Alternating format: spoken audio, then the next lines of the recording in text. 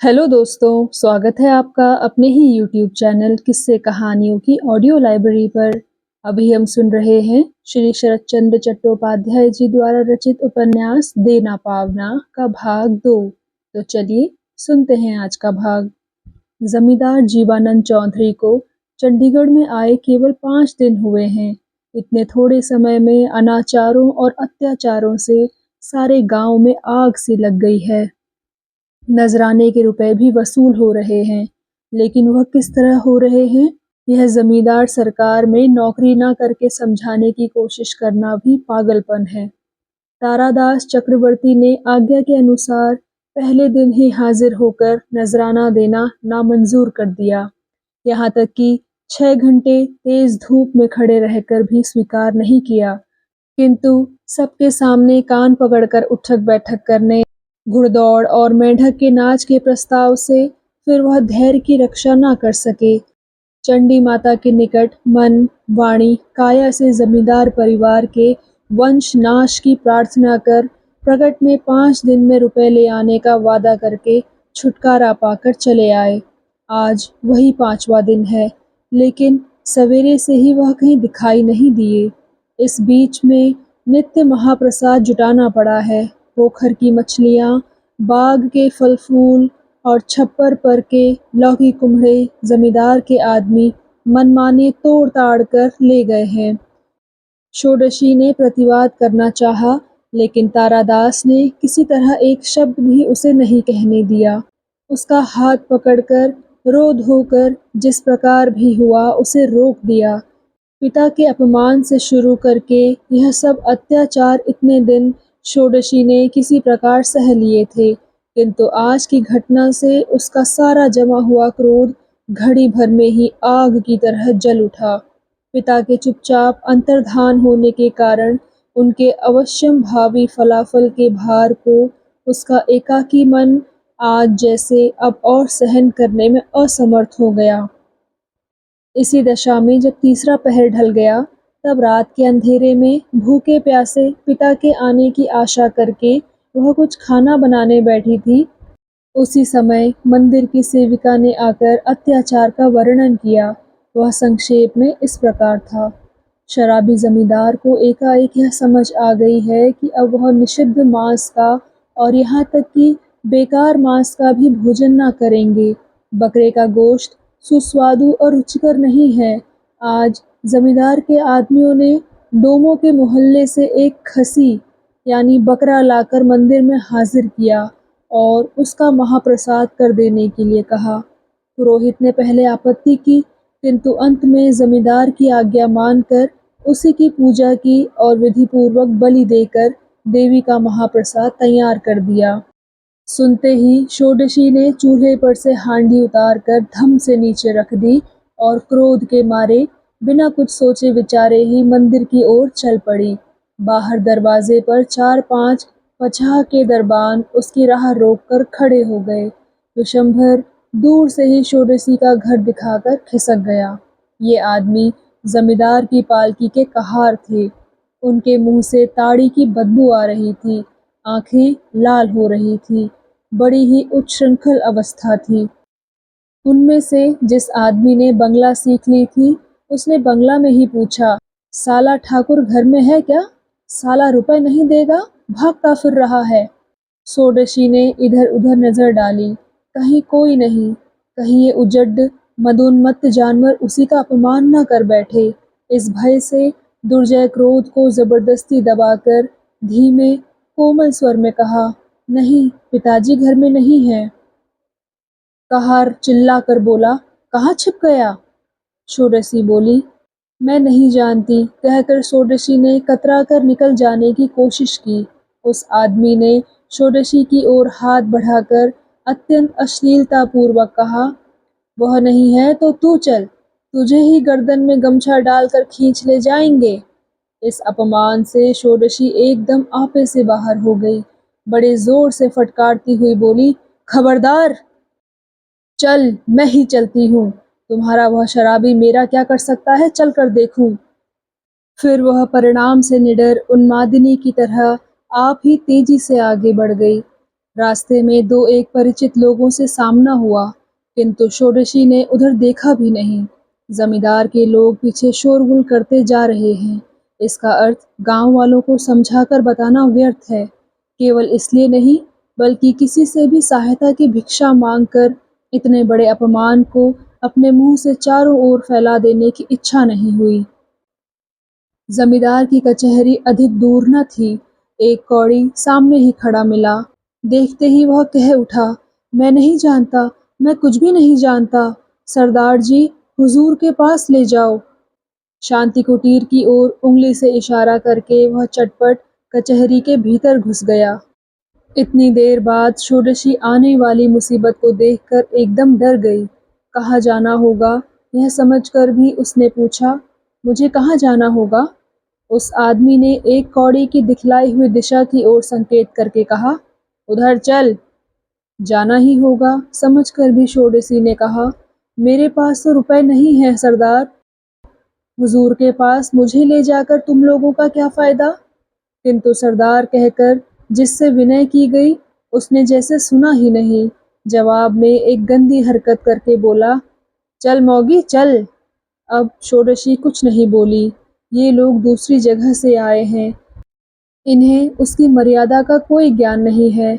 अतएव रुपयों के लिए, लगान के लिए, मर्द औरत का कुछ विचार न करके साधारण प्रजा के प्रति जिस आचरण का इन्हें अभ्यास है, वही ये उसके साथ भी करेंगे। उसमें कोई कमी न होगी। अनुनय विनय निष्फल है। रोने धोने से भी कोई सहायता करने नहीं आएगा। हठ करने पर हो सकता है कि वे राह में ही खींच खांच करने लगे, घसीटने लगे। इस अपमान ने उसका मुंह बांध कर जैसे सामने की ओर ठेल दिया। राह में चरवाहों के लड़के गायें चराकर लौट रहे हैं। किसान बोझ सिर पर रखे चले जा रहे हैं। सभी अवाक होकर देखते रहे।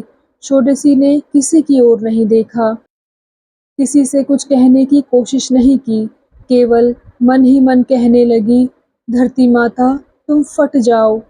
सूर्य अस्त हो गया। अंधकार आगे बढ़ गया। उसने यंत्र चालित पुतली की तरह चुपचाप शांति कुटीर के फाटक के भीतर प्रवेश किया।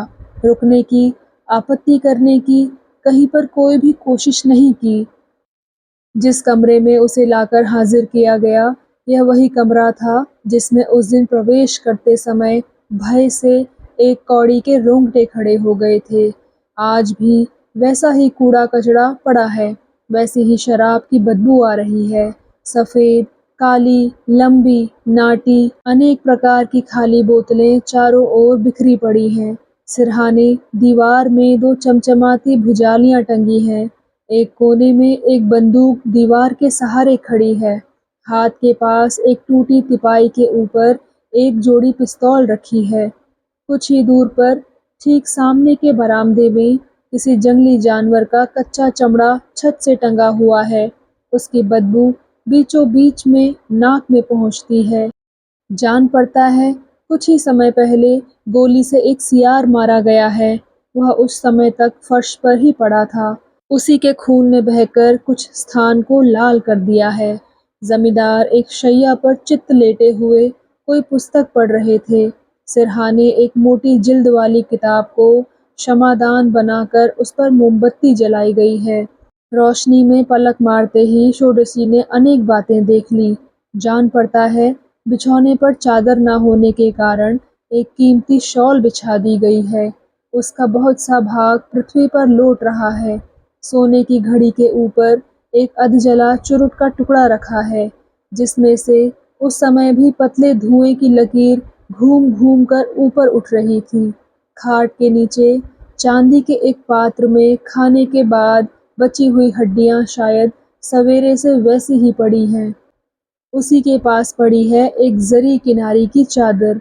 पास में हाथ पोंछने का रुमाल या गमछा न होने के कारण ही शायद हाथ पोंछकर उसे फेंक दिया गया है।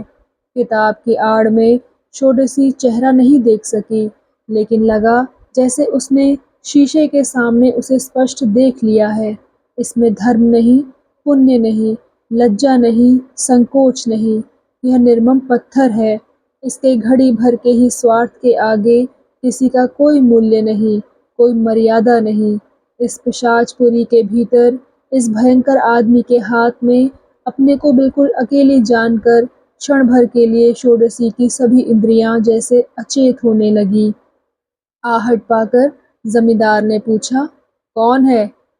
बाहर से सरदार ने सारी घटना संक्षेप में सुनाकर चक्रवर्ती के लिए एक ना कहने योग्य गाली का उच्चारण करके कहा, हुजूर, उसकी बेटी को पकड़ लाया हूँ।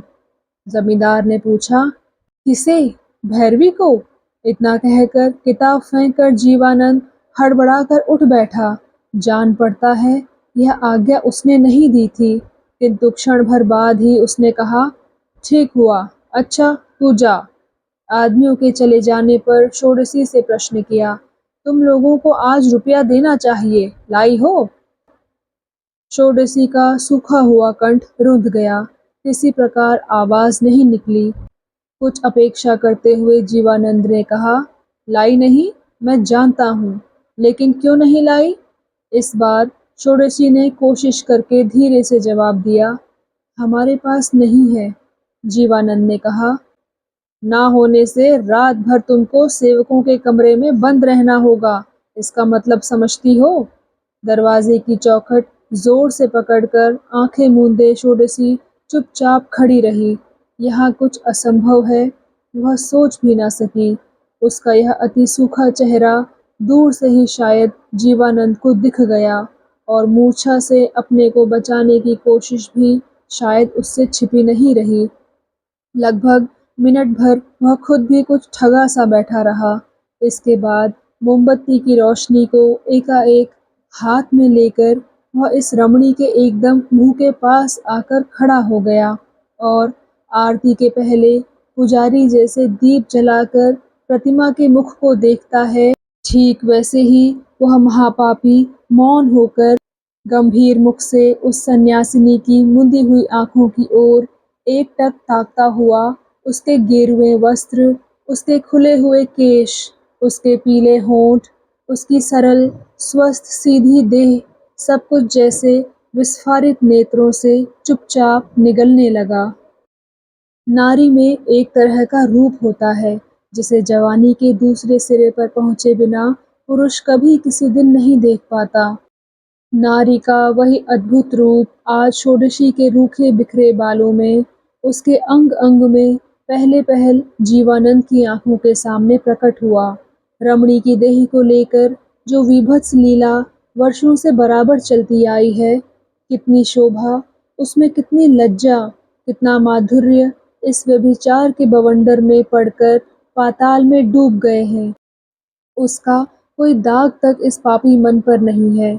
लालसा की इस अग्नि जिह्वा को जब अकस्मात बाधा पहुंची, तब कुछ क्षणों के लिए इस अपरिचित विस्मय से उसकी मतवाली दृष्टि शांत और गंभीर हो गई। भैरवी के लिए आंचल से सिर ढकने का निषेध है, इसी से वह सिर झुकाए आंखें मूंदे मूर्छित सी खड़ी रही। जीवानंद ने चुपचाप लौटकर मोमबत्ती यथास्थान रख दी और फिर वह शराब की बोतल से कई प्याले एक के बाद एक भर भर कर पीने लगा। लगभग 15 मिनट का समय इसी तरह चुपचाप बीत गया। एकाएक वह सीधा होकर बैठ गया। जान पड़ा उसने अपनी अचेत पशुरूपी प्रकृति को चाबुक मार मार कर उत्तेजित कर लिया है। उसने पूछा, तुम्हारा नाम षोडशी है ना? उधर से कोई उत्तर नहीं मिला। जीवानंद ने फिर पूछा, तुम्हारी अवस्था कितनी है? किंतु अब भी कुछ उत्तर ना पाकर स्वर कठोर हो उठा। उसने कहा, चुप रहने से कोई लाभ ना होगा, उत्तर दो। षोडशी ने बड़े कष्ट से धीरे से कहा, मेरी अवस्था 28 वर्ष की है। जीवानंद ने कहा, ठीक है, जो सूचना मिली है यदि वह सच है तो इन 19-20 वर्षों से तुम भैरवगिरी कर रही हो। संभव है बहुत से रुपए जमा कर लिए हो, फिर क्यों ना दे सकोगी? षोडशी ने वैसे ही धीरे से उत्तर दिया, आपको तो पहले ही बता चुकी हूँ कि मेरे पास रुपए नहीं है। इस सशंक और मृदु स्वर में भी जो सच्चाई थी वह जमींदार के कानों में पहुंच गई। उसने इस बात पर और बहस नहीं की, बोला, अच्छा तो और 10 आदमी जो करते हैं वही करो। जिसके पास रुपए हैं उसके पास जमीन गिरवी रखकर या बेचकर रुपए दे दो। षोडशी ने कहा, वे लोग यह कर सकते हैं क्योंकि जमीन उनकी है, किंतु देवता की संपत्ति गिरवी रखने का या बेच डालने का मुझे तो अधिकार नहीं है। जीवानंद ने क्षण भर चुप रहकर एकाएक हंसकर कहा, मुझे भी लेने का अधिकार क्या खाक है? एक कौड़ी का भी नहीं, किंतु लेता है क्योंकि मुझे चाहिए। यह चाहिए ही संसार का सच्चा अधिकार है। तुम्हें तब देना चाहिए ही, अब समझी? षोडशी चुपचाप खड़ी रही। जीवानंद कहता गया, तुम्हारी बातों से मालूम होता है तुम कुछ लिखना पढ़ना जानती हो। यदि ऐसा है तो जमींदार के पावने के विषय में झगड़ा टंटा ना करो, दे दो। षोडशी ने अब साहस से सिर उठाकर कहा, इसे क्या आप जमींदार का पावना कहना चाहते हैं? जीवानंद ने कहा, पावना नहीं कहना चाहता, वह तुम लोगों का देय है, यही कहना चाहता हूँ। तुम कह सकती हो कि पहले जमींदार को तो नहीं देना पड़ा। इसका कारण यह है कि वह मेरी तरह सरल नहीं थे।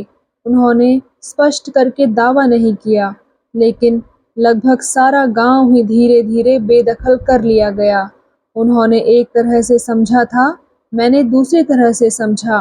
खैर, यह बताओ कि इतनी रात को क्या तुम अकेली घर जा सकोगी?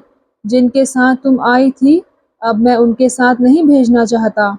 इतनी देर की बातचीत से षोडशी को भय का भी कुछ कुछ आभास होता जा रहा था।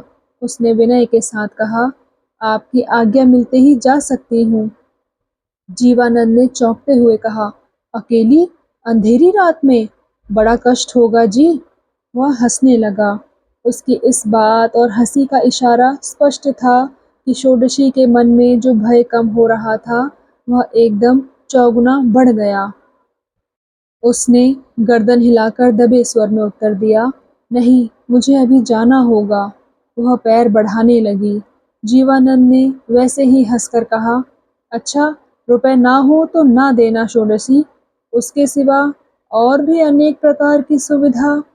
किंतु प्रस्ताव समाप्त नहीं हो पाया। उसके मुंह से अपना नाम सुनते ही षोडशी अकस्मात बड़े जोर से सिर हिलाकर कह उठी, अपने रुपए, आपकी सुविधा आपको ही रहे, मुझे जाने दीजिए। किंतु सामने कुछ दूर आदमियों को बैठा हुआ देखकर वह आप ही ठिठक कर खड़ी हो गई। उसकी बात और कार्य का कोई प्रतिवाद जमींदार ने नहीं किया, किंतु उसका मुख पीला पड़ गया। क्षण भर चुप रहकर बोला, तुम शराब पीती हो? षोडशी ने कहा, नहीं। जीवानंद ने पूछा, सुना है तुम्हारे दो एक पुरुष मित्र हैं, क्या यह सच है? षोडशी ने वैसे ही सिर हिलाकर कहा, झूठ है। जीवानंद ने फिर क्षण भर मौन रहकर प्रश्न किया, तुमसे पहले की सभी भैरवियां शराब पीती थी, क्या यह सच है? षोडशी ने कहा, हाँ, सच है। जीवानंद ने कहा, मातंगी भैरवी का चरित्र अच्छा नहीं था, इसके गवाह अब भी मौजूद हैं, यह सच है या झूठ? षोडशी ने लज्जित हो धीमी आवाज में कहा, सुना तो यही है कि सच है। जीवानंद ने कहा, सुना है? अच्छा, तो फिर एकाएक तुम ही भला दल से अलग, गोत्र से अलग ऐसी सच्चरित्र होने क्यों आई? इसके उत्तर में षोडशी ने कहना चाहा कि अच्छा बनने का अधिकार तो सभी को है, किंतु सहसा एक पुरुष के कंठ स्वर ने बीच में ही उसे रोक दिया। जमींदार जीवानंद सीधा होकर उठ बैठा था। उसने कहा, मैं किसी औरत के साथ बहस नहीं करता और उसके मतामत को भी नहीं जानना चाहता। तुम अच्छी हो या बुरी, इस पर विचार करना नहीं चाहता। मैं कहता हूँ, चंडीगढ़ की पुरानी भैरवियों की जिस तरह कटी है, वैसे ही तुम्हारी भी कट जाए, यही अच्छा है। आज तुम इसी घर में रहोगी। आज्ञा सुनकर षोडशी वज्र से घायल की भांति एकदम काठ हो गई। जीवानंद कहने लगा, तुम्हारे संबंध में कैसे इतना सहन कर गया, नहीं जानता। यदि और कोई यह बेअदबी करती तो उसे अब तक मैं सेवकों के कमरे में भेज देता। बहुतों को इस प्रकार भेजा भी है। यह झूठी या खाली धमकी नहीं है, यह सुनते ही समझा जा सकता है। षोडशी अचानक रो पड़ी, गले में आंचल डालकर, दोनों हाथ जोड़कर। आंसुओं से रुंधे हुए स्वर में उसने केवल इतना ही कहा, मेरा जो कुछ है सब लेकर मुझे छोड़ दीजिए। जीवानंद घड़ी भर चुप रहकर षोडशी की ओर ताकता रहा, फिर बोला, क्यों भला, बताओ तो। इस तरह रोना भी मेरे लिए नया नहीं है और इस तरह की विनती भी नई नहीं सुन रहा हूँ। लेकिन उन सबके तो पति पुत्र थे, उनके रोने और प्रार्थना करने की बात कुछ कुछ समझ भी सकता हूँ। उनके पति पुत्र थे। सुनकर षोडशी सिहर उठी। जीवानंद कहने लगा, लेकिन तुम्हारे साथ तो यह सब बखेड़ा नहीं।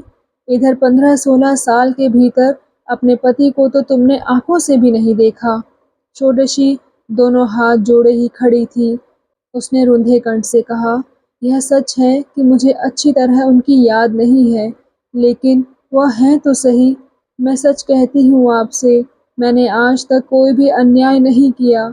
दया करके मुझे छोड़ दीजिए। जीवानंद ने पुकारा, महावीर। षोडशी ने भय से कांपकर कहा, आप मुझे मार डालें, लेकिन। जीवानंद ने कहा, अच्छा, यह वीरता उन लोगों की कोठरी में जाकर दिखाना। षोडशी धरती पर लौटकर रोती हुई बोली, किसी की शक्ति नहीं है जो मुझे मेरे प्राण रहते ले जा सके।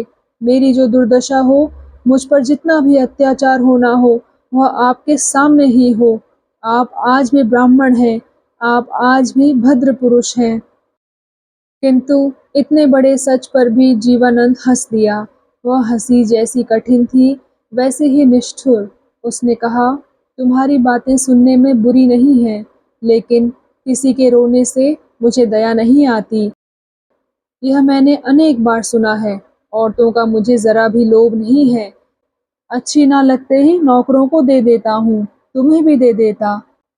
जान पड़ता है सिर्फ यही आज पहले पहल थोड़ा सा मोह ठीक नहीं जान पा रहा हूँ। नशा उतरे बिना ठीक जान भी नहीं पाऊंगा। महावीर ने दरवाजे के पास पहुंचकर कहा, हुजूर। जीवानंद ने सामने किवाड़ों की ओर उंगली से इशारा करके कहा, इसे आज रात भर के लिए उस कोठरी में बंद कर दे, कल फिर देखा जाएगा। षोडशी ने आंखों से आंसू बहाते हुए कहा, मेरे सर्वनाश की बात तो जरा सोच कर देखिए हुजूर, कल मैं फिर किसी को मुंह ना दिखा सकूंगी।